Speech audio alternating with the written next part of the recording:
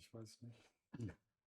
Hallo und herzlich willkommen zu unserem ITEMIS Podium, wieder hier aus der Zentrale in Dortmund. Schön, dass ihr wieder da seid. Bei unseren Podiumsdiskussionen haben wir Fachexperten eingeladen, die über spannende Themen diskutieren. Heute schauen wir uns das Thema, wie ihr schon gesehen habt, Legacy-Migration und Altsysteme und wie man davon loskommt an. Da gibt es ja so ein paar Beigeschmäcker und wie viel davon zutreffen oder auch nicht so richtig sind und wie man von diesem System loskommt. Das schauen wir uns heute an und auch noch, wie fast immer, weil man nicht drum herum kommt, was KI damit zu tun hat. Dafür haben wir uns Experten mit ins Haus geholt. Zu meiner Linken darf ich begrüßen Asmus Eberlein. Hallo. Asmus ist schon, herzlich willkommen. Asmus ist schon seit 40 Jahren in der Versicherungsbranche unterwegs, unter anderem bei der Allianz, bei der Zürcher und zuletzt bei der SDK und hat schon so ziemlich jeden Versuch einer Migration miterlebt, jeden Prozess einmal kennengelernt, der wieder unterstellt, dass er es besser kann als der letzte Prozess oder mehr Performance oder mehr Schnelligkeit hinbekommt. Wir sind sehr gespannt, was da so die neuesten Erkenntnisse sind und was du Zuschauern empfehlen würdest. Schön, dass du da bist. Und zu meiner Rechten haben wir Holger Schill von der ITEMIS AG, der aus technischer Sicht schon so manche Migration mitgemacht hat. Du hast Erfahrung in Migration aus verschiedenen Branchen, unter anderem auch in der Versicherung. Soweit ich weiß, kennt ihr euch daher auch schon und hast auch zuletzt schon Migrationen mit KI-Unterstützung durchgeführt. Da sind wir natürlich auch gespannt, deine Erkenntnisse mit reinzubringen. Schön, dass du da bist, Holger. Vielen Dank. Wir fangen mal mit dem Anfang an. Wie ist denn so über die Jahre hinweg deine krasseste Erfahrung, deine krasseste Erkenntnis gewesen, Asmus, in der Migration von einem Altsystem, von einem Legacy-System zu einem neuen System hin? Also was sind so die schlimmsten Erkenntnisse, wenn man sich so ein altes System anguckt oder auch Überraschungen, die man so erlebt? Na, also ich glaube, das Schlimmste, ich weiß nicht, ob es schlimm ist, aber das ist einfach eine Erkenntnis. Das eine ist, man weiß nicht, was im Altsystem tatsächlich an Funktionalität abgebildet ist. Und meistens wissen auch die Leute, die es geschrieben haben, nicht mehr so genau. Und was uns mal passiert ist, wir hatten eine Migration von einer Firmenhaftpflichtversicherung gemacht. Und in der ersten Probemigration sind 99% der Verträge auf Fehler gelaufen. Und das hatte seinen Grund darin, dass in den abgebildeten Versicherungen waren einfach andere Dinge abgebildet, wie im Zielsystem gedacht, weil die eben, das waren ja alles Firmenkunden, mit denen hat man auch mal 'ne Hundehaftpflicht oder 'ne Jagdhaftpflicht mitversichert und das war dann da im Altsystem drin. Das wusste keiner von denen, die die Migration gemacht hatten. Im Zielsystem war das nicht abgebildet. Und dann sind 99% auf Fehler gelaufen und das hat uns ein halbes Jahr Arbeit gekostet, das dann zu bereinigen und die Kernfrage ist, du musst wissen, was im Altsystem wirklich drin ist. Und zwar auf 2 Ebenen, auf funktionalen Ebenen. Also, was kann das System? Und das Zweite ist, welche Daten sind da abgebildet? Und, beides kann dir auf die Füße fallen. Ja, und, was wichtig ist, die Systeme sind optimiert auf die Anforderungen, die über Jahrzehnte quasi, an das System gestellt worden sind. Und das sind super optimierte Systeme, die alten. Und die machen genau das, was sie sollen und machen es meistens auch effizient. Und das dann im neuen System genauso hinzustellen nach Migration. Also sowohl die Effizienz als auch die fachliche Korrektheit hinzustellen. Das sind beides Riesenherausforderungen. An dem Beispiel, wie lange hat diese Migration gedauert, dass ihr danach noch ein halbes Jahr drangehängt habt? Die war nicht so lang, also ich denke, die ging in 2,5 Jahren. Mhm. 2, 2,5 Jahre ist eine Mhm. kurze Migration, dann würdest du sagen? Ja.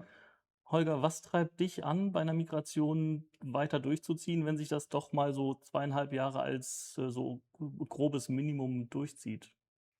2,5 Jahre ist ja, wie gesagt, eine kurze Migration. Da haben wir schon ganz andere Sachen kennengelernt. Was treibt einen da an? Am Ende des Tages ist es der Ehrgeiz, das System tatsächlich so zu übersetzen, dass der Kunde zufrieden ist, dass die Verträge vernünftig abgebildet werden und das Ganze auch noch am besten korrekt. Und, technologisch ist die eine Herausforderung, aber die Menschen, die an so einer Migration involviert sind, ist die andere Herausforderung. Nicht jeder ist der Meinung, dass man solche Systeme ablösen sollte. Und wenn man genau auf diese Menschen angewiesen ist, um das System abzulösen, ist das 'n ganz schöner Zwiespalt. Und deshalb dauert es oft auch so lange. Und man stößt auf viele Fronten, von denen man vorher gar nicht gedacht hat, dass es sie gibt. Also ist Change Management in der klassischen Migration von Systemen eine der größten Herausforderungen. Und wenn man das unterschätzt, dann dauert so 'ne Migration halt wahnsinnig lange und ist sehr ärgerlich für alle Seiten. Trotzdem, wie gesagt, die Antwort auf deine Frage: Ehrgeiz. Man Mhm. will ja, dass es fertig wird, ne? Koste es da, was es wolle. Du bist ja eher in der Technik mit dabei gewesen und du fachlich und in der Steuerung. Siehst du das auch so? Sind da die Leute, die das Wissen haben, manchmal ein bisschen zu sehr mit der Vergangenheit verheiratet? Also, gibt solche und solche. Es gibt Mhm. Leute, die mit der Vergangenheit verheiratet sind oder also, ich würde das vielleicht gar nicht so stark sagen, sondern denen die Fantasie fehlt, wie es auch gehen könnte. Mhm. Und das Zweite ist, und ich glaube, das darf man nicht unterschätzen, grad bei den Mainframe-Systemen, die teilweise über Tasten bedient werden oder über PF-Tastenkombinationen, da ist die Bedienung ins Unterbewusstsein abgesackt, ne? Und die sind also, wenn du 'nem Sachbearbeiter zuschaust, wie er arbeitet, dann, ist das virtuos. Und dem nimmst du dieses Werkzeug weg und ersetzt es durch eins, das mausgesteuert ist und, irgendwie langsam reagiert. Also, du hast 'n Subsecond-Bereich Reaktion und hast plötzlich 'n mausgesteuertes, wo die Antwortzeit manchmal 3 Sekunden ist und das, teilweise auch schnell. Und dass die total frustriert sind, weil sie nicht mehr so arbeiten können wie früher oder 'n riesen Anpassungsprozess haben, das ist total klar. Ich finde das ganz spannend. Du hast gerade wahrscheinlich aus verschiedenen Situationen berichtet, weil du ja auch gesagt hast, dass Entwickler selber schon nicht mehr so genau wissen, was da passiert, wenn sie den Code anfassen. Das heißt, eigentlich ist da ja auch so schon ein gewisses Risiko drin. Ja. Gleichzeitig aber auch, dass sie den Zustand, so wie er ist, beibehalten wollen. Wie gehst du damit in so einer Migration um? Also, wie, stellst du sicher, dass man einerseits rausfindet, was das System überhaupt tut und auf der anderen Seite, die Qualität beibehält, weil du mir im Vorgespräch erzählt hast, dass das Problem ist, warum man lange bei diesem System bleibt.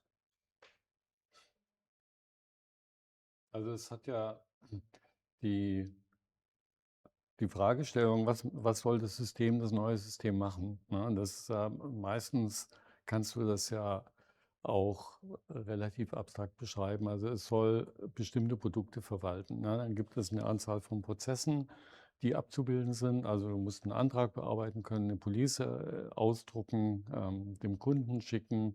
Dann kommt irgendeine Veränderung, Anschriften wird neu gemacht. Der Kunde will eine Leistung in der Lebensversicherung, stirbt er, in der Krankenversicherung wird er krank, und, möchte eine Rechnung bezahlt haben, in der Sachversicherung hat er 'n Schaden und so weiter. Also, die Funktion kannst du ja beschreiben, ne? Und, idealerweise hast du ein System, das gut dokumentiert ist und dann kannst du aus der Dokumentation die Beschreibung des Ich Zielsystems frage mal ganz generieren.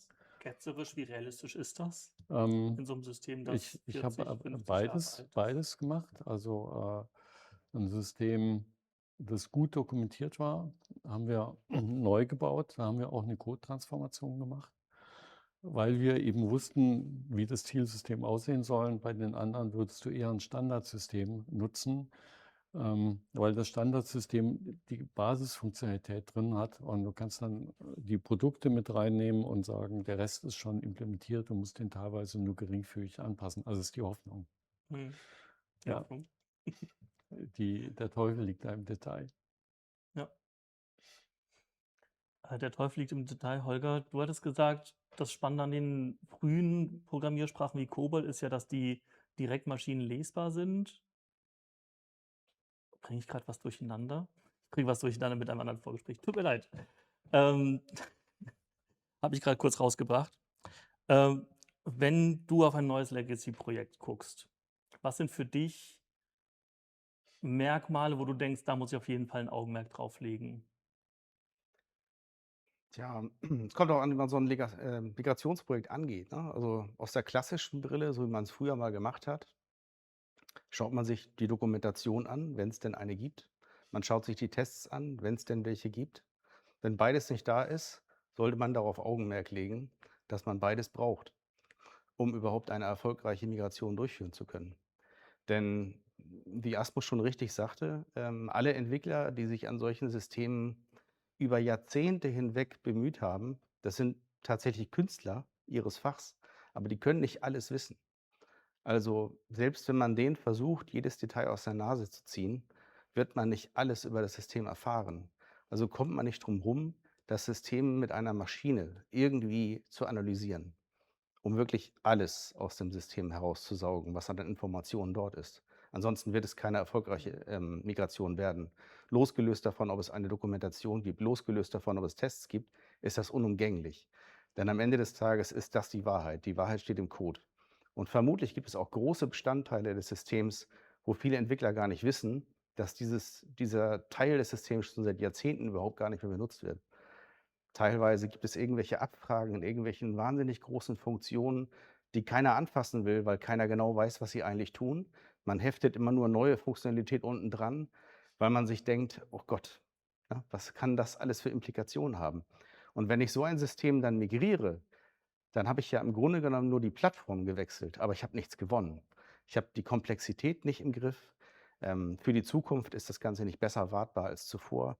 Im Grunde genommen das, was Asmus schon gesagt hat, ne?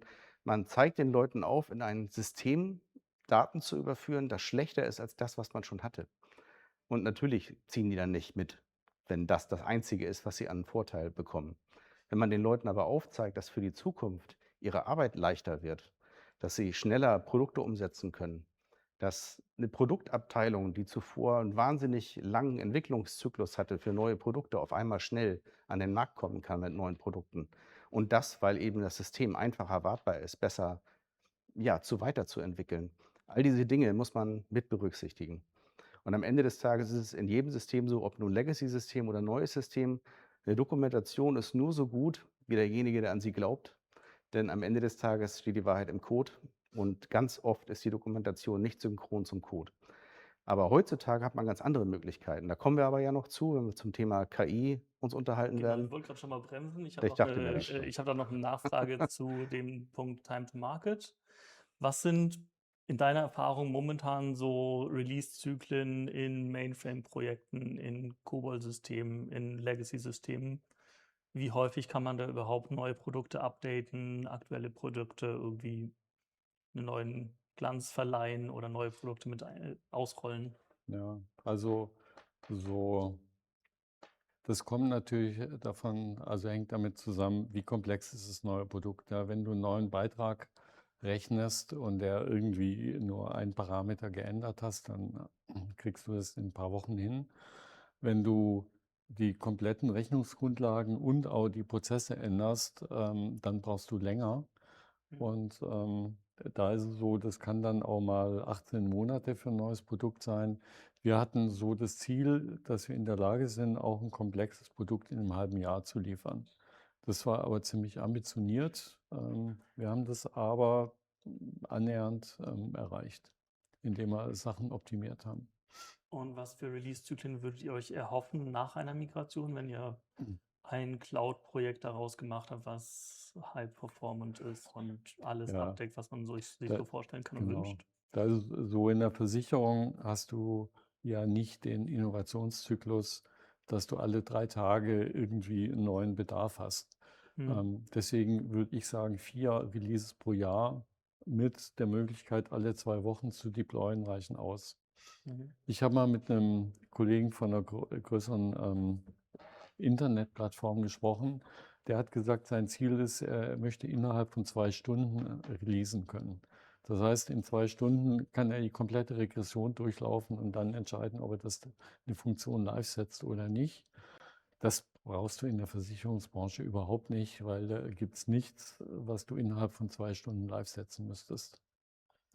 Also in Fehlerbereichen Fast schon vielleicht schon. schade. Ich Ja. wollte vor dem Hintergrund fragen, warum bleibt man dann bei Mainframe?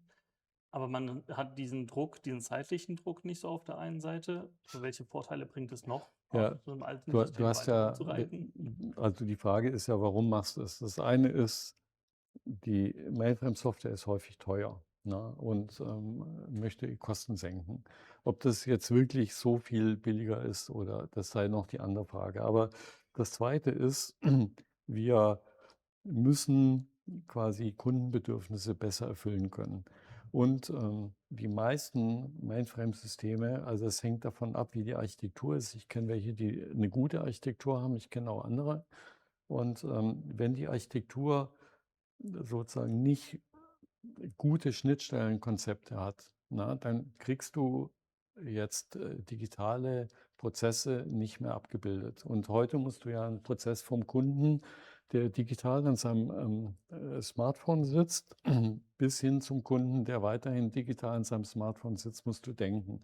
Und dann ist der Mainframe in dazwischen oder das System dazwischen, das ist ja nur ein Mittler zwischen den Smartphone-Integrationen. Und das ist eine der Kernfähigkeiten, die du brauchst. Also das ist die eine, Kundenbedürfnisse, ja. Und du hast ja deine Erfahrung bei Mhm. Amazon und genau das möchtest du auch woanders erleben. Ja, ich zahle eine Rechnung, ich reiche eine Rechnung ein über die App und die Rechnung wird direkt beglichen. Das Zweite ist, wir wollen Prozesse automatisieren, damit wir die Kosten senken können. Ne? Und das heißt, du musst in der Lage sein, bestimmte Dinge sozusagen automatisiert so durchzuführen. Und das geht hin bis zu, du kriegst riesen Entscheidungsbäume, kannst du wahrscheinlich auch mit regelbasierten Systemen machen, aber du könntest vielleicht irgendwann auch KI nutzen und dafür brauchst du Schnittstellen. Und diese Fähigkeiten, die in der Zwischenzeit in modernen Systemen da sind, die willst du ja nutzen. Na, und die kannst du nicht nutzen, wenn du auf einer alten Infrastruktur sitzt. Und das ist einer der Kernpunkte, warum es da Innovationen gibt. Ja. Also gerade ich will den automatisieren, ich will die Kundenbedürfnisse erfüllen können und ich will end-to-end auf einer einheitlichen Technologie arbeiten. Mhm. Und da würde ich jetzt gar nicht den Mainframe so, weil du könntest theoretisch auch Java auf dem Mainframe machen und so weiter und die Linux-Infrastruktur nutzen. Das geht alles auch, aber dafür müsstest du trotzdem die Software umbauen. Ja, und das ist der Punkt. Das heißt, ihr habt an sich oder du hattest in deinen vergangenen Projekten immer schon eine sehr gut funktionierende Software, die genau die Bedürfnisse erfüllt hat, die aber schwer abzulösen war, wo man dann wahrscheinlich auch sehr lange gebraucht hat, überhaupt dieses Risiko einzugehen, weil man sich ja Geschäftsprozesse damit kaputt machen könnte. Was für Prozesse für für die Ablösung hast du bisher so kennengelernt? Also, du hattest erzählt, dass es da irgendwie unterschiedliche Ansätze in deinen 40 Jahren Erfahrung gab. Was waren so die ersten und was ist so das Neueste, was du kennengelernt hast? So, also du hast grundsätzlich, wenn du über Ablösung nachdenkst, dann hast du ja verschiedene Ansätze. Das eine ist, ich baue es neu. Na, ich bin einmal, war ich auf einem Kongress und habe mit einem der Berater dort gesprochen und dem habe ich geschildert, was für ein Problem ich gerade habe und er hat gesagt, schreib's doch neu. Ja, also du kannst es neu schreiben. Das hat spezifische Herausforderungen. Was macht das System? Ist es dokumentiert und so weiter? Und wie komplex ist das, was ich neu schreiben muss? Aber neu schreiben ist immer eine Möglichkeit. Ne? Ähm, Das Zweite ist, die es gibt eine Menge an Technologien, wo du sagst, du tust einfach die Mainframe-Infrastruktur simulieren und du machst quasi, tust das Lademodul nehmen, bringst es auf eine dezentrale Plattform und führst es dort aus. Dann hast du nicht mehr die Mainframe-Basis. Du hast den gleichen Code, tust den aber woanders ausführen, auf einem Linux-Server. Gibt es Infrastrukturen, große Unternehmen, die das auch gemacht haben und auch erfolgreich bewiesen haben, dass das geht. Ich Da habe ist es dazu so. in Vorbereitung noch kurz recherchiert, also einfach, weil ich nicht wusste, wie sieht ein Mainframe überhaupt Mhm. aus? Ja. Wollte ich mal gucken, sieht das Ding so verstaubt aus, wie man sich das irgendwie vorstellt? Irgendwo ist so ein Metallkasten und wenn man einfach nur die Google-Bildersuche anschmeißt, kommen da wirklich abgefahrene UFOs zurück als Bild, die einfach super modern aussehen, aber das ist genau das, was du beschrieben hast, dass Mhm. das eben eine moderne, Hardware und Architektur ist, auf der dann Mainframes simuliert werden Ja, quasi. ja, Mhm. genau. Und dann, also es war, ich lasse das Lademodul und die Programmiere und die Software gleich und tue sie auf eine dezentrale Plattform legen und dann habe ich die Kosten von einer größeren Infrastruktur nicht. Das Dritte ist, du machst es auf ein Standardsystem und sagst, okay, ich migriere die ganze Funktion auf ein Standardsystem. Da gibt es im Versicherungsbereich einige Unternehmen, die das anbieten. Und Dann musst du die Daten eben transformieren auf eine neue Infrastruktur, also ein neues Datenmodell. Die Transformation musst du machen und du musst die Funktionen neu bauen und die Produkte in das neue System einkriegen und die Berechnung der Tarife neu machen. Das ist im Lebensversicherungsbereich zum Beispiel nicht ganz so trivial. Mhm. Dann hast du, also es war Standardsystem, dann kannst du noch überlegen, ich könnte den Code quasi einfach transformieren. Also ich habe die Funktion in COBOL ja dastehen und ich baue die um und sage, ich will Java oder was auch immer und baue mir ein Programm, das den Umbau macht. Ja, den kann ich selber programmieren. Ich kann Funktionen, die es am Markt gibt, nutzen dafür. Haben wir auch gemacht. Wir haben tatsächlich die Code-Transformation dann selbst programmiert und das dann überführt. Und das ist deswegen gut, weil du quasi, da hatten wir ein dokumentiertes System. Wir hatten die Testfälle und wir hatten ein vernünftiges Datenmodell, das wir nicht ändern wollten. Na, und dann haben wir das einfach vom Großrechner auf ein dezentrales System gepackt, das Datenmodell gleich gelassen, aus COBOL Java gemacht und das System dann da betrieben. Also es hört sich so jetzt einfach an, war schon komplex, aber das hat funktioniert, weil die Rahmenbedingungen entsprechend waren. Eine Detailfrage. Für uns ist das intuitiv total nachvollziehbar. Ja, Warum ist das wichtig, dass Testfälle da sind? ja Warum hilft das? also es waren, ich glaube, 37.000 Testausführungen und du musst einfach nachweisen, dass das System das Gleiche macht wie vorher. Und Versicherung ist jetzt ein reguliertes Geschäftsmodell und die BaFin findet es nicht cool, wenn die Kunden plötzlich 100 Euro weniger Leistung kriegen. Na, deswegen musst du garantieren quasi, dass die Kunden nicht schlechter gestellt werden. Dafür musst du die Testfälle durchführen. Für alle Produkte, die bei einer Kranken- oder bei einer Lebensversicherung über 50 Jahre oder länger in dem System sind. Du musst die alten Produkte müssen gleich berechnet werden, die neuen, und kein Kunde darf schlechter gestellt werden wie der andere. Und dieselben Tests können dann von dem alten System für das neue System Genau. verwendet werden, um Das sicherzustellen, dass musst die du vielleicht gleiche ein bisschen Funktionalität da anpassen, ist. aber zumindest mal fachlich hast du die Ja. ganzen Tests. Und die erwarteten Ergebnisse vor allem hast du. Mhm. Holger, itemis ist ja für modellgetriebene Softwareentwicklung auch bekannt und lange Marktführer gewesen. Mittlerweile fokussieren wir uns auf verschiedene Dinge, unter anderem weiterhin das Modellgetriebene, aber du hattest erzählt, oder auch euer gemeinsames Projekt vor etwa 10 Jahren, da habt ihr auch einen modellbasierten Ansatz gewählt für die Migration. Wie ist das gelaufen und was für Erfahrungen habt ihr da gesammelt? Das konkrete Projekt, was wir dort gemacht haben, war ein bisschen speziell. Dazu komme ich gleich. Das sieht schon nach einer guten Geschichte aus. Das ist nicht schlecht. Also, es ist eine Erfolgsgeschichte, würde ich mal sagen. Mhm. Läuft heute immer noch erfolgreich und mittlerweile sind die Fachabteilungen auch sehr zufrieden damit und können damit gut arbeiten. Lange Rede, kurzer Sinn, modellgetrieben und Migration von Altsystemen, das haben wir schon vor 15 Jahren gemacht. Auch dort war es schon eine gute Idee, Teile des Systems zu abstrahieren, auf ein Level zu heben, wo man überhaupt weiß, wo beginnt ein Screen, wo hört er auf? Gibt es Services? Was ist überhaupt ein Datenmodell? Man spricht immer, gerade in Banken und Versicherungen spricht man viel über das Datenmodell, aber was man eigentlich meint, ist das Datenbankschema. Das ist aber an sich ja eigentlich schon ein Modell. Also kann ich es auch auf eine andere Ebene heben. Und das haben wir gemacht. Wir haben aus dem Source Code quasi die Teile extrahiert, die man auf eine höhere Abstraktionsebene ziehen kann. Das sind unter anderem Datentypen, das sind unter anderem dann Datenobjekte, die miteinander Beziehungen haben, die man so in der Datenbank auch nicht direkt sehen kann. Es gibt Services, es gibt Screens und gerade Screens sind bei den alten Systemen, da weiß man gar nicht, wo die anfangen, wo die aufhören, weil im alten System das ist 'n kompletter Paradigmawechsel zu dem, was man in der neuen Welt hat. In der alten Welt wartet so ein Programm, bis jemand etwas eingegeben hat. Das Ganze nennt sich Screen Buffer. In der alten Welt kennt das jeder, in der neuen Welt weiß kein Mensch, was das ist. Man kann also zu jeder Zeit auf den Screen draufschreiben, man kann eine Antwort erwarten und dann lege ich einfach weiter los, kein Problem. Das gibt's in der neuen Welt nicht. Und das bedeutet, wenn ich also so etwas versuche, auf ein anderes Abstraktionslevel zu heben, muss ich erst mal überhaupt verstehen, wo beginnt das eine und wo hört das andere auf? Was ist so was Ähnliches wie 'n Pop-up? Das gibt's ja gar nicht auf'm Screen. Da schreibe ich einfach auf die gleiche Koordinate was Neues. Was interessiert mich das? wie das technisch ist. Im Screenbuffer geht das einfach. Das muss man wirklich lernen.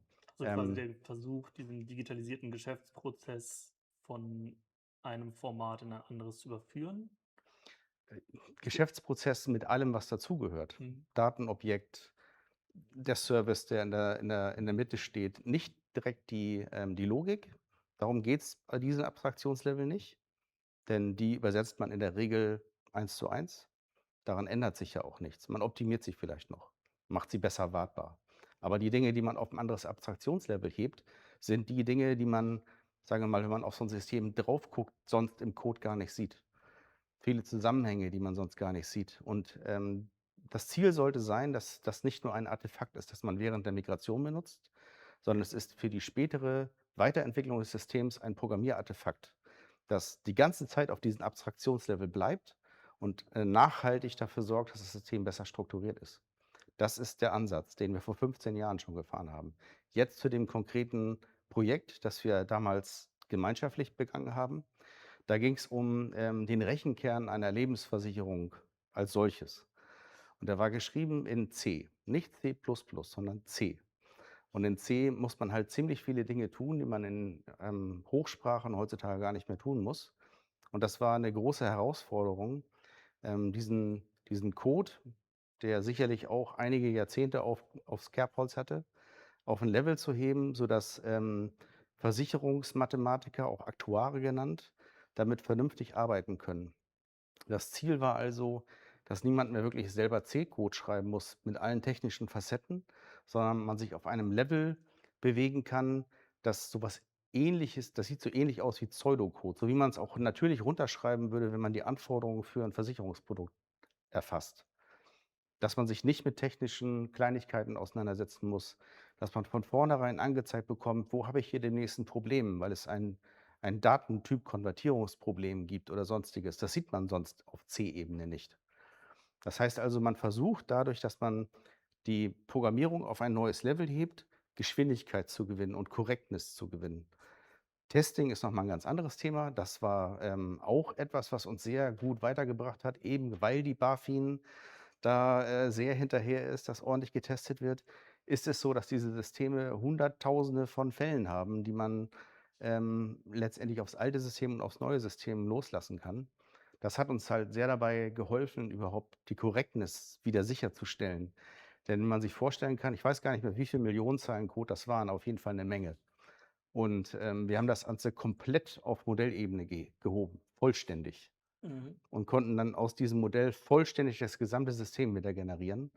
Die Technologie, die wir damals verwendet haben, ist, wie gesagt, ein bisschen speziell.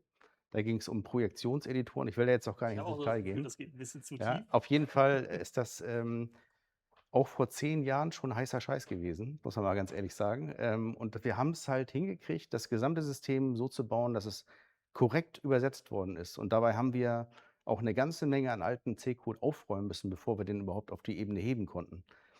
Das war eine wirkliche Herausforderung. Das hat allerdings auch nicht 2 Jahre gedauert, sondern das war weniger als 2 Jahre Ja.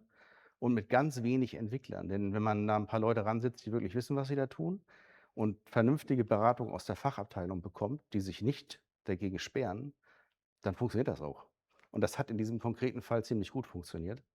Und wir haben, am Anfang sehr viele Dinge gehabt, wo man erst mal, mit den Leuten aus der Fachabteilung auf ein Level kommen muss, damit die verstehen, wie du es so schön gesagt hast, 'n bisschen die Fantasie mit reinbringen. Wo kann das Ganze hingehen?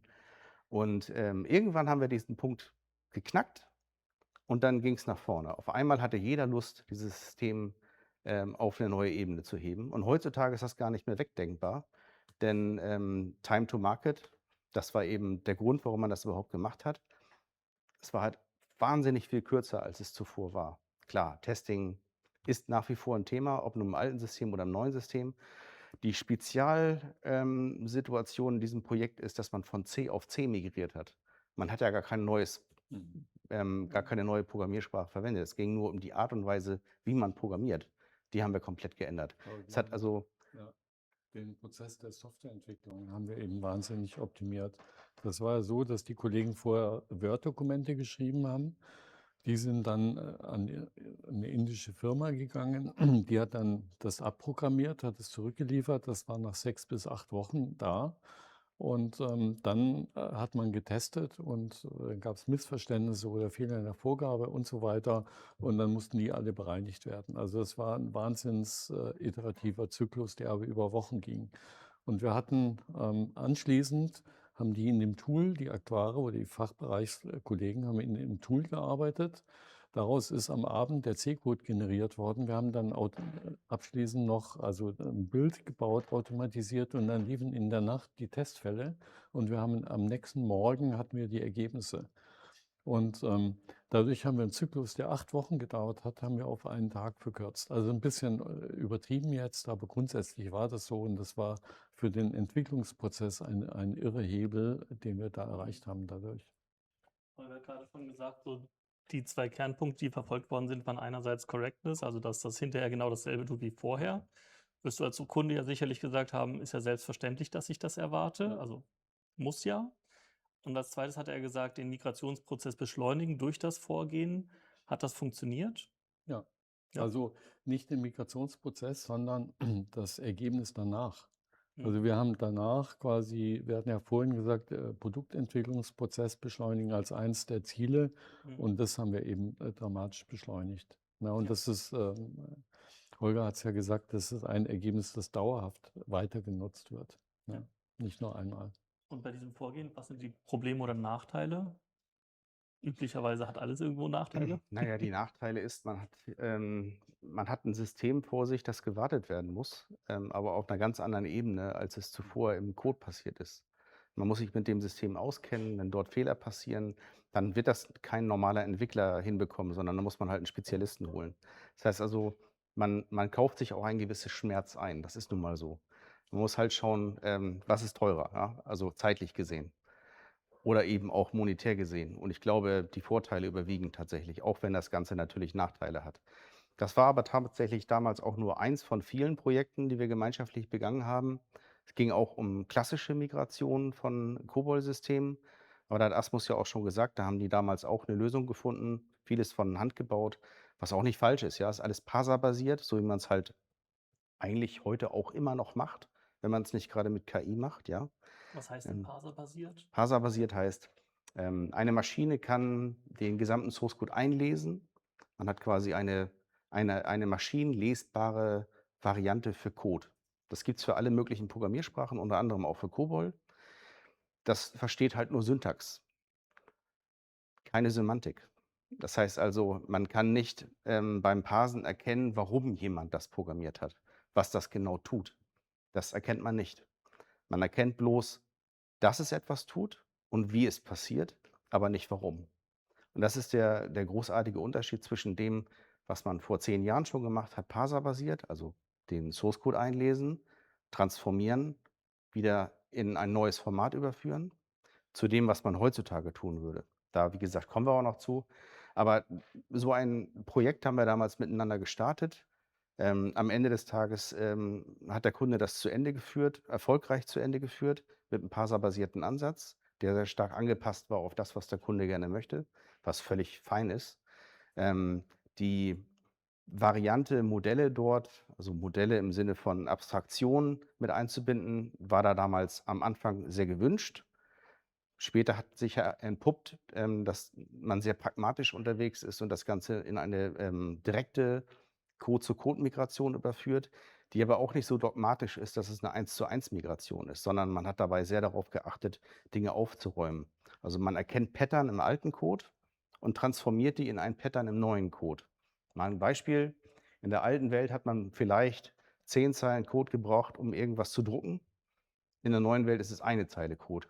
Nun möchte man natürlich nicht diese 10 Zeilen Code überführen, sondern man möchte es in eine Zeile Code überführen. Dazu muss ich aber diese Pattern im alten Code erkennen. Dazu muss mal irgendjemand aus der Fachabteilung gesagt haben: „Übrigens, Drucken sieht so aus. Und übrigens haben wir das hier in 200 Geschmacksrichtungen.“ Und Mhm. damit man das überhaupt erkennen kann, muss man das alle auf eine Geschmacksrichtung runterdampfen. Deshalb muss man erst mal den alten Code anfassen und optimieren. Und das hat man alles von Hand gemacht, ja? Oder vielleicht parsergetrieben, dass man den Source Code eingelesen hat und wieder Source Code rausgeneriert hat. Dabei hat man natürlich immer die Gefahr, dass man sich Fehler einbaut, während man das macht. Deshalb ist es so wahnsinnig wichtig, diese Testerei, das klingt so nervig. In so einer Migration ist das unumstößlich absolut nicht denkbar, das nicht zu tun. Also man muss all diese Tests so oft, wie es überhaupt nur geht, auf das System loslassen, um sicherzustellen, dass es richtig funktioniert. Aber wie Asmus auch schon sagte, in der alten Welt sind die Systeme halt sehr schnell. Also schnell im Sinne von, sie machen Dinge richtig und sie machen sie einfach, aber sie machen sie richtig und das schnell. Das können sie gut. Wenn ich das Ganze jetzt überführt habe in die neue Welt und ich will nachweisen, dass diese neue Welt auch gut funktioniert, kann es sein, dass die gleichen Tests die 10-fache Zeit brauchen, um durchlaufen zu können. Das liegt ganz einfach daran, dass diese alten Systeme sehr darauf optimiert sind, genau das zu tun.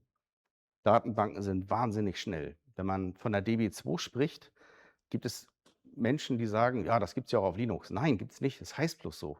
Das ist aber keine DB2. 'Ne echte DB2 gibt's nur aufm Mainframe und die ist halt höllisch schnell. Und wir haben auch schon Kunden kennengelernt, die diese DB2 über Mannjahre hinweg weiter optimiert haben mit ganz vielen in PL1 geschriebenen, Stored Procedures, die auf der Datenbank ganz viel machen, damit man die Daten nicht ständig transformieren muss oder übersenden muss. Das fällt ja erst mal alles weg. Wenn man in die neue Welt transformiert, gewinnt man das nicht sofort auch, sondern man muss es dann wieder optimieren auf die neue Datenbank. Deshalb empfehlen wir beispielsweise, und das ich glaube, das habt ihr auch gemacht, die Datenbank erst mal so zu lassen. Klar, das ist Ja. jetzt nur die halbe Miete, wenn man migriert, aber es ist einfach zu gefährlich, beides auf einmal zu migrieren. Mhm. Damit kaufe ich mir ganz, ganz viele, sagen wir mal, ich habe viel weniger Risiken, wenn ich nicht 2 Schritte auf einmal mache. Viele Leute tendieren auch dazu, während einer Migration gleich mit aufzuräumen. Rate ich auch eher von ab. Wenn man das dann machen wollen würde, dann bitte nur in geringen Dosen und das auch nur dort, wo man sich sicher ist, dass es keine Fehler produziert.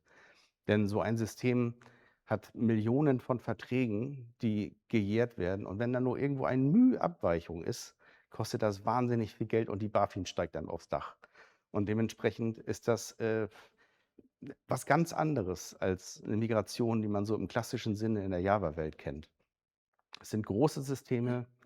Die Kollegen und Kolleginnen, die da über Jahrzehnte dran gearbeitet haben, wissen genau, was sie da tun. Und das kann man sich heute gar nicht mehr vorstellen. Wenn man so 'n Softwareentwickler, der jetzt von der Uni kommt, an so 'n Großsystem dran setzt und sagt: „Du musst da übrigens das und das machen und an der Datenbank muss das und das Feld mit dran.“ Denkt er sich: „Ja, und wie teste ich das jetzt? Wo ist die Staging-Umgebung? Wo ist denn die Testumgebung?“ Die gibt's manchmal, aber auch nicht immer. Mhm. Oftmals wird's direkt auf Produktion deployed, weil man sich sicher ist, dass es richtig ist.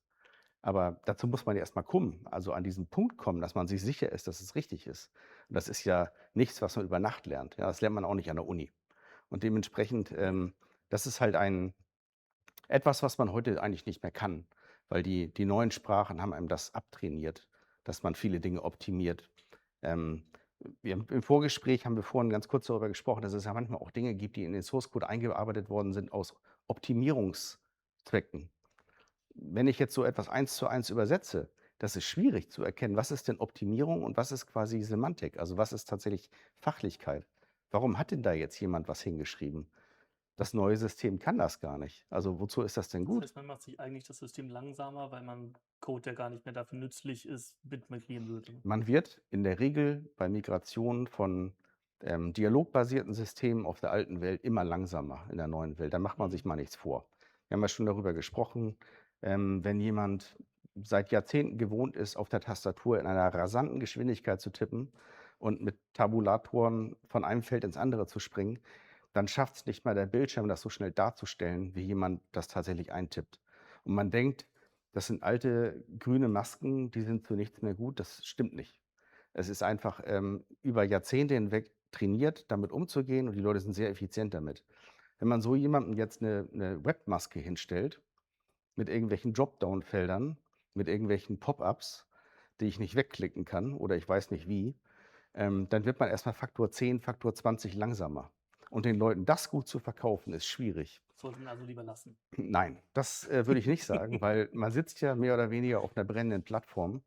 Die Leute sind alle schon etwas älter. Das ist nicht negativ gemeint, ja.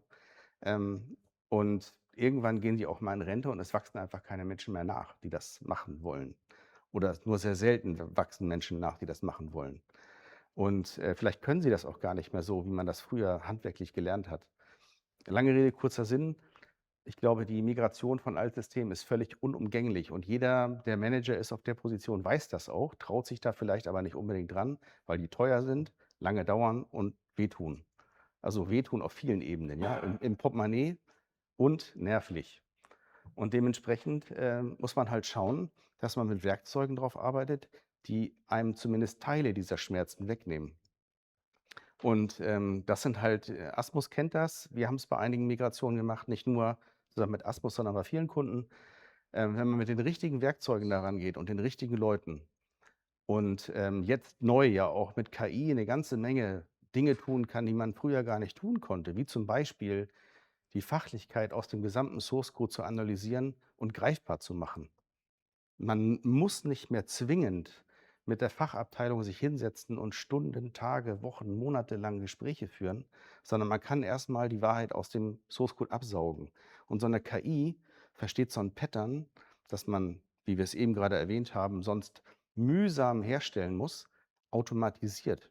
Man sagt ihm einmal: „Pass mal auf, das sieht hier einmal so aus, manchmal eben auch so, manchmal ist es 'n bisschen abgewandelt, findest du schon.“ Und die findet das. Also, was völlig anderes als das, was man in der Vergangenheit mit Parsern gemacht hat.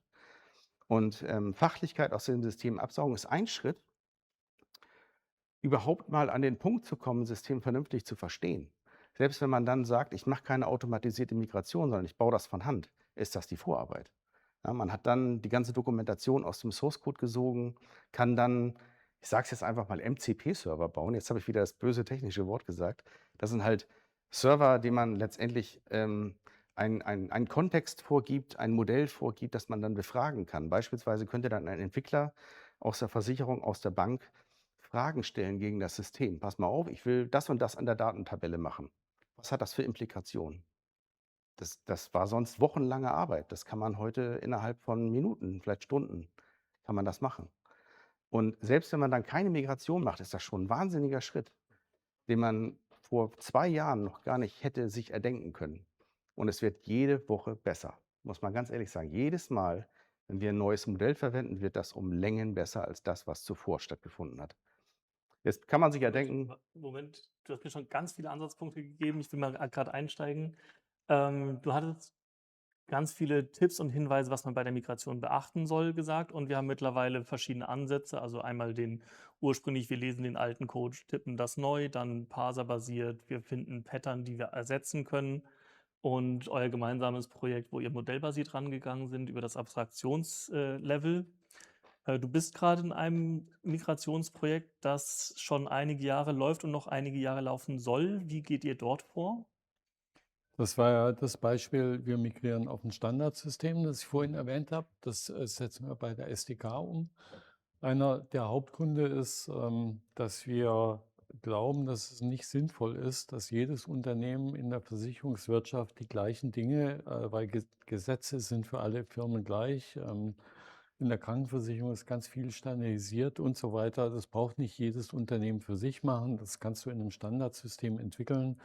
Und es wird dann einmal in dem Standardsystem gebaut und alle können davon profitieren und dadurch werden auch die Kosten für jeden kleiner. Also das ist das Ziel. Und, und wir migrieren jetzt bei der STK auf dieses Standardsystem und nutzen da auch einfach eine Menge von Komponenten von der gleichen Firma. Was wir machen müssen, ist jetzt eben das System, quasi, das muss alle Produkte kennen und das muss eben alle Prozesse, auch die Spezialitäten der SDK muss die dann umsetzen, ne? Und, das andere ist, wir müssen eine Datenmodelltransformation machen. Also, das, hat Holger eben auch gesagt, muss einfach jedes Datenfeld, das in einer spezifischen Struktur ist und mit einer bestimmten Semantik, muss eben übertragen werden in eine andere Struktur und eine andere Semantik. Ja, da gibt's ja, das sind ja End-to-End-Transformationen teilweise. Also manchmal, viele Sachen sind einfach nur anders strukturiert, aber noch das Gleiche. Aber manche Sachen im Zielsystem kannst du gar nicht im Altsystem finden. Das musst du dann zusammenbauen und diese Regeln, die werden komplex, ja. Mhm. Und da ist natürlich so, Und das ist ja auch meine große Hoffnung. Holger sagt es ja auch, dass da in der KI große Chancen liegen. Ähm, aber die Kunst ist, du musst das, also es zählt, was auf dem Platz ist. Ne? Das, was tatsächlich funktioniert. Und da habe ich schon einige Ansätze versucht. Also gerade das Beispiel für mich ist ja Funktionalität, hast du in Arbeitsanweisungen beschrieben, die die Sachbearbeiter umsetzen sollen. Ja, also beschreibt er eigentlich die ganzen Prozesse. Also habe ich den fachlichen Input, den habe ich ja schon. Den könnte ich jetzt in eine KI kippen und dann kommt hinten raus die Funktionsbeschreibung für das neue System raus. Mhm. Und die Funktionsbeschreibung, also das, was anderes System liefert, ist ja auch schon da. Also muss ich nur noch die beiden Informationen zusammenbringen und da habe ich quasi jetzt mal mindestens die fachliche Vorgabe für die Umsetzung. Dann kippe ich das in Claude oder was auch immer rein und dann wird es programmiert. Also für mich, wenn ich drüber nachdenke, ist das eine Sache von, vorhin hast du einen Tag gesagt, also von einer kurzen Zeit. Die Realität ist allerdings aktuell noch nicht so. Ne? Und diesen Mhm. Gap, den müssen wir irgendwann überspringen. Seit wann gibt es dieses Migrationsprojekt, an dem du gerade arbeitest? Das läuft seit Anfang der 20er. Das heißt auch schon bevor OpenAI mit ChatGPT rausgekommen ist. Ja, Habt ihr dann nochmal neu evaluiert, ob ihr KI an irgendwelchen Stellen einsetzen könnt und was war euer Ergebnis da? also wir sind der Überzeugung, dass KI da signifikante Vorteile bringen kann und die sind wir gerade dabei. Also wir haben ein Team aufgebaut, das sich genau darum kümmert, die Möglichkeiten ähm, von KI zu nutzen. Mhm. Ja. Also das ist ja einmal haben wir den ganzen Block Softwareentwicklung, also funktionaler Ausbau des Zielsystems. Ja, das ist ein klassisches Softwareentwicklungsthema. Und das Zweite ist, wie können wir das Altsystem besser verstehen und die Daten aus dem Altsystem automatisiert transportieren. Also beide Aspekte schauen wir uns gerade im Detail an. Ja. Das heißt, nur zum Zusammenfassen, um mein Verständnis nochmal Mhm. wiederzuspiegeln, mal gucken, ob ich es richtig verstanden habe. Ihr habt ein bestehendes System, wie lange läuft das schon? Also seit den 80ern, Ist also also ungefähr so 40 alt Jahre. wie ich, Ja, um die 40. Das natürlich irgendwie 40 Jahre verschiedene Versicherungspolicies abbildet, ja, verschiedene Vertragskombinationen auch. ja, Es gibt ein Standardprodukt, was all diese Kombinationen aus verschiedenen Verträgen abbilden kann. mhm, Und ihr versucht rauszufinden, also zum einen versucht ihr momentan rauszufinden, wie ihr eure jetzigen Prozesse dort abbilden könnt, genau. wie ihr eure jetzigen Daten in Mhm. dieses System transformieren könnt und wie ihr künstliche Intelligenz oder Large Language Models verwenden könnt, um diese Transformation zu Genau. unterstützen und die Strukturen zu Geht da, Mhm. wie können wir das beschleunigen? Ja. Ja? Und auch, da jetzt nicht alles ist so sexy, na, dass wir da mal, Mhm. da gibt es Konfigurationsthemen, da überschreibst du einfach irgendein Item in einer Datenbank und danach steht ein anderer Wert auf der Benutzeroberfläche. Oder Dropdown-Boxen, eben welche Inhalte sind da drin und so weiter. Das sind alles Themen, die könnte man automatisieren. Mhm. Na? Und Holger, jetzt kommen wir endlich zu dem Thema, auf das du die ganze Zeit versuchst hinzuarbeiten. Ich habe dich ein bisschen gebremst. Wie sind deine Erfahrungen bei der Verwendung von LLMs oder Machine Learning Modellen oder was verwendet ihr überhaupt in Migrationsprojekten an KI und wie sieht der Prozess aus? Also, ich weiß nicht, soweit ich weiß, bist du mehr in Individualentwicklungsprojekten Mhm. unterwegs, also eher eine Transformation zu einem Greenfield, neuen Projekt oder auch wie in dem Fall, Transformation zu einem bestehenden System hin? Wie war Das das bei kommt dir? stark darauf an. Die meisten Kunden, die wir so haben, die haben nicht ohne Grund ein selbstgeschriebenes System. Die haben halt ihren USP in dem System manifestiert und das möchten sie auch in die Neuzeit überführen. Ein Standardsystem, wie auch immer es heißt, ja, wird das nicht leisten können.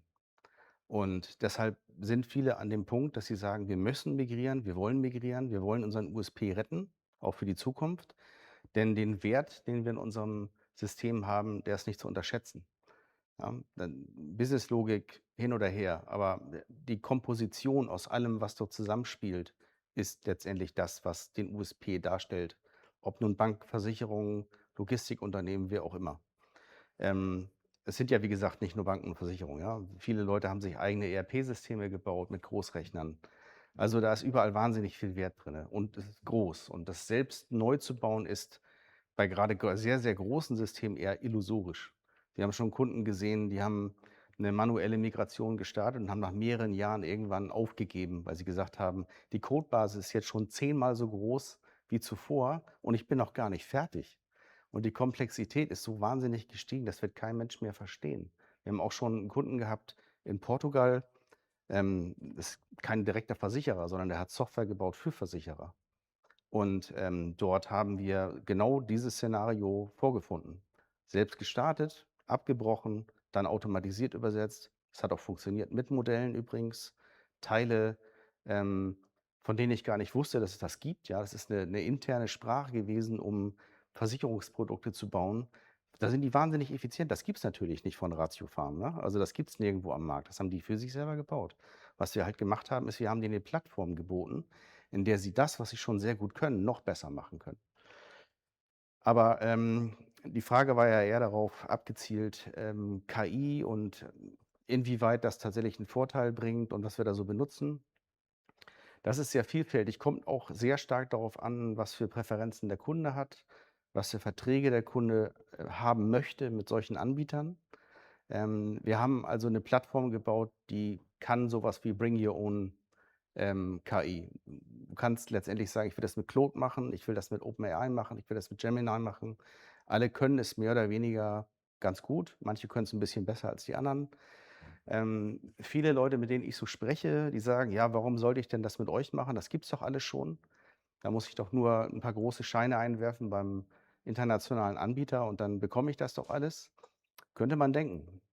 Aber am Ende des Tages liegt der Teufel da wieder im Detail, ja. Das eine ist, dass man unterschätzt, dass ganz viele Dinge, die man, bei so einer Migration als Probleme oder Risiken aufdeckt, nicht damit erschlagen sind, dass ich irgendein Werkzeug benutze, sondern da muss ich noch schon ein bisschen Gehirnschmalz reinstecken.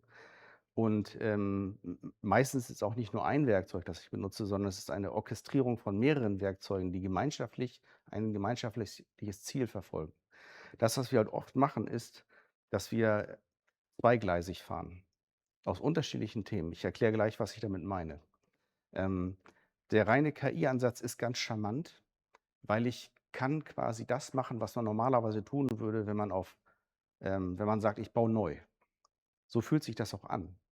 KI extrahiert, die Businesslogik, macht die greifbar, macht sie nutzbar. Ich kann sogar das Altsystem aufräumen, nachdem ich die Quintessenz der Businesslogik herausgelockert habe, kann ich sagen: „Ich möchte gerne das und das ändern. Schreib das bitte wieder zurück ins System.“ Holger, da darf ich da mal Gerne.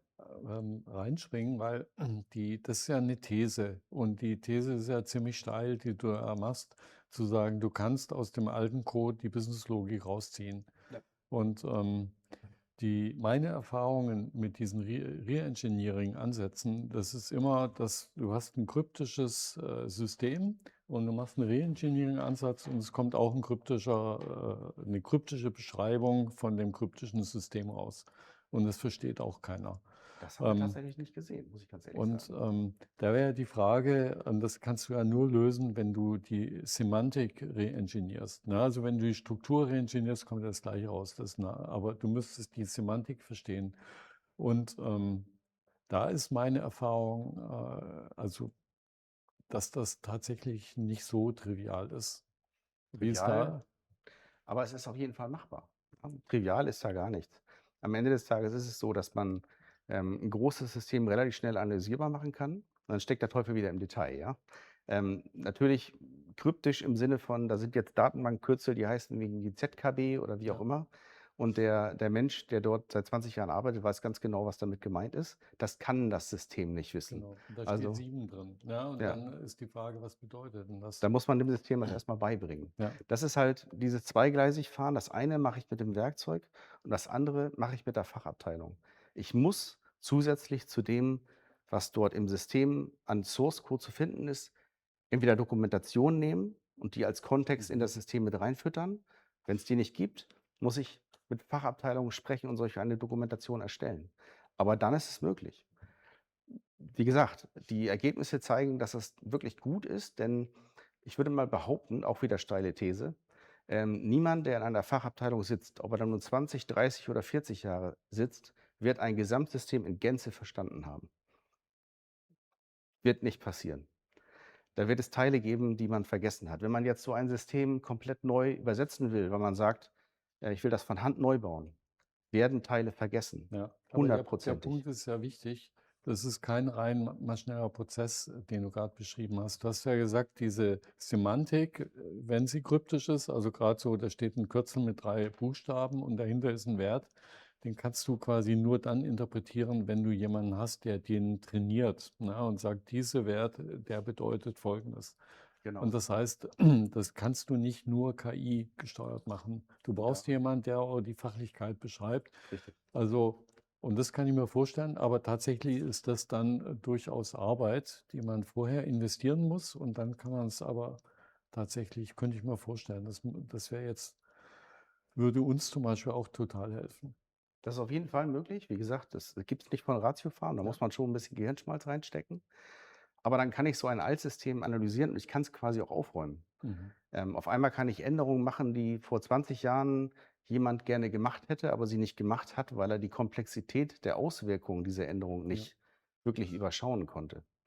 Und das ist auf einmal möglich. Das ist aber quasi die Möglichkeit, was man mit KI machen kann in der alten Welt. Jetzt kommen wir zur neuen Welt. Diese Quintessenz, die ich aus dem Source Code gewonnen habe, kann ich jetzt nutzen, um einen neuen Programmierplan zu erstellen. Dann kann ich sagen, ich möchte gerne, dass das Zielsystem technologisch das und das abbildet. Ich möchte gerne Schnittstellen an den und den Stellen haben. Und ich kann auch genau sagen, was die Zieldatenbank sein soll, wenn ich mich denn traue, beides auf einmal zu machen, was ich nicht empfehle, aber gibt tatsächlich Leute, die das gerne möchten. Dann kann man das alles tun. Die Frage, die von Kunden dann immer wieder kommt, ist: Geht das denn auch mit der und der Technologie? Ja sicher, muss man halt in den Programmierplan mit aufnehmen und dann geht das. Ist das proprietär? Nein, wir bauen das mit Open-Source-Werkzeugen. Natürlich, wenn der Kunde irgendwie 'n System hat, das er anbinden möchte, das proprietär ist, so what? Es ist ein technisches Detail, kann man machen. Das ist wirklich wahnsinnig krass, was da mittlerweile möglich ist. Und wir haben super gute Erfahrungen damit gemacht. Wie gesagt, das kommt nicht mal eben so. Und es ist auch nicht so, dass man das einfach bei einem Hersteller einkaufen kann. Wir erinnern uns, neulich ist der Aktienkurs von IBM eingebrochen, weil Anthropic gesagt hat: „Übrigens, wir können jetzt die Businesslogik aus COBOL extrahieren."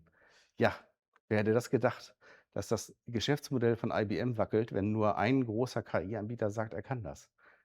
Und das ist tatsächlich auch so, dass sie es können. Früher musste man sich wahnsinnig strecken, um mit irgendwelchen selbstgebauten Parsern irgendwelche Sachen analysierbar zu machen. Das geht heute relativ einfach. Und davor haben viele Menschen Angst. Es ist aber gleichzeitig auch ein großer Vorteil. Eine Sache möchte ich noch sagen, bevor du mich bremst. Ich habe gesagt, zweigleisig fahren. Testing, ganz, ganz wichtig. Viele Leute sagen, der KI traue ich nicht. Das Ergebnis, dem traue ich nicht. Das kann man relativ einfach erschlagen, indem man beide Wege beschreitet. Ich mache eine 1:1 Migration, die weiß ich, wie sie funktioniert. Ich weiß auch, dass die richtig funktioniert, weil ich dafür Tests habe. Und dann lasse ich eine KI-Migration gegen die gleichen Tests laufen, damit kann ich nachweisen, dass es funktioniert. Und dementsprechend kann es eigentlich das Misstrauen nicht mehr geben, wenn man mit KI so eine Migration zweigleisig durchfährt. Dann habe ich sehr klar bewiesen, dass es funktioniert. Ich würde auch denken, mit 37.000 Tests könnte man dann auch hinterher noch mal nachprüfen, Die ob das, Korrektheit was könnte die man genau. nachweisen Mhm. darüber. Genau. Und selbst Ja. dann wird man wahrscheinlich, wenn man die Programme in einer gewissen Reihenfolge ausführt, Überraschungen erleben, weil diese Tests immer davon ausgehen, dass es genauso gemacht wird, wie im Bilderbuch beschrieben. Mhm. Aber natürlich, das sind halt Prozesse, die seit Jahrzehnten gleich sind.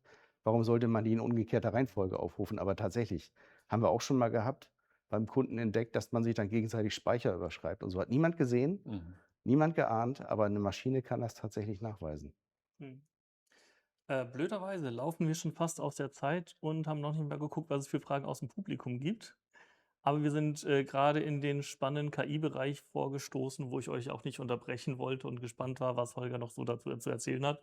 Und deine kritischen Fragen natürlich. Finde ich super spannend, dass wir das noch tiefer beleuchtet haben. Wenn es noch Fragen gibt, können wir die vielleicht gerade noch schnell stellen. Bis jetzt habe ich keine zugespielt bekommen, aber falls das noch was an Fragen gibt, könnt ihr die aus dem Publikum noch stellen. Ich nutze dann jetzt schon mal die Gelegenheit, mich bei den Gästen zu bedanken, dass wir das nachher nicht noch in aller Schnelle tun müssen. Erstmal herzlichen Dank, Asmus, dass du heute bei uns warst und Ja. uns an deiner langjährigen Erfahrung hast teilhaben lassen, mit den tiefen Einblicken in diese durchaus sehr komplexen Zusammenhänge, die es in der Versicherungsbranche gibt. Schön, dass du da warst. Danke dafür. Und natürlich auch danke an dich, Holger, dass du ITEMIS hier mit vertreten hast und uns die technischen Details vielleicht manchmal etwas sehr tief beleuchtet hast. Aber das haben wir ja so erwartet und gehört auch dazu, dass Man kann nicht aus seiner Haut, das ist nun mal so. ja, und bei Migration geht es ja auch viel um die Technologie dahinter. Von daher auch dafür vielen Dank, Sehr gerne. dass du da warst. Ich gucke noch mal grade, ob wir Fragen haben. Es gibt gerade keine Fragen, die gestellt werden. Dann beenden wir einfach pünktlich um 17 Uhr nach genau einer Stunde unsere Podiumsdiskussion.